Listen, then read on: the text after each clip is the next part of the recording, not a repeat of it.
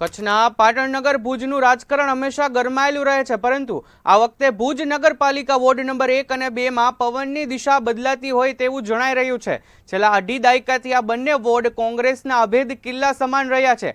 જોકે સતત સત્તા ભોગવ્યા બાદ પણ વિકાસના મુદ્દે આ વિસ્તારો આજે પણ તરસ્યા હોવાનો સૂર સ્થાનિકોમાં ઉઠ્યો છે। સ્થાનિક રહીશોનો મુખ્ય આક્ષેપ છે કે નગરપાલિકામાં ભાજપનું શાસન હોવાથી અને વોર્ડમાં કોંગ્રેસના પ્રતિનિધિઓ હોવાથી વિકાસના કામોમાં રાજકીય ખેંચતાણ નડે છે। રસ્તા, પાણી અને ગટર જેવી પાયાની સુવિધાઓ માટે પણ આ વોર્ડના લોકોએ વર્ષો સુધી રાહ જોવી પડી છે। લોકો હવે ખુલ્લેઆમ કહી રહ્યા છે કે વિરોધ પક્ષના નગરસેવકો હોવાને કારણે અમારા કામો અટકી જાય છે, જેની સીધી અસર અમારા રોજિંદા જીવન પર પડી રહી છે। વોર્ડ નંબર 1 અને 2 માં મતદારોમાં હવે એક નવી માનસિકતા ઘર કરી રહી છે। લોકો માની રહ્યા છે કે જો નગરપાલિકામાં જે પક્ષની સત્તા હોય તે જ પક્ષના નગરસેવકો હોય તો જ ચૂંટાય તો વહીવટી પ્રક્રિયા સરળ બને અને ગ્રાન્ટ ફાળવવામાં ભેદભાવ ન રહે। એક સમયે જે વોર્ડ કોંગ્રેસ માટે સુરક્ષિત માનવામાં આવતા હતા, ત્યાં હવે અસંતોષ ગણગણાટ શરૂ થયો છે। આગામી ચૂંટણીમાં આ ગઢ જળવાઈ રહેશે કે કેસરીઓ લહેરાશે તે જોવું રસપ્રદ રહેશે, પણ એક વાત સ્પષ્ટ છે,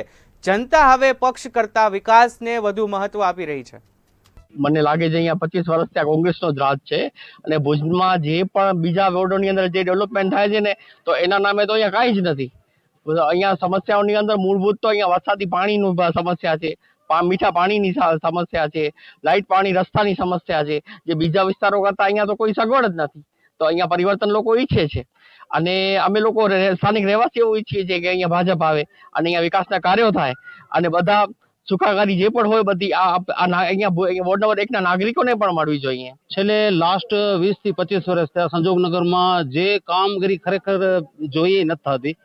રોડ, લાઇટ છે, પાણી છે, ખાસ કરીને વરસાદના ટાઈમમાં ગટરની સમસ્યા બહુ જ હોય છે। જે પણ અહીંયા જે ચૂંટાય છે ભાઈ એમને જાણ કરીએ છીએ, કોઈ જાતનું કામગીરી નથી થતી, આવતા પણ નથી।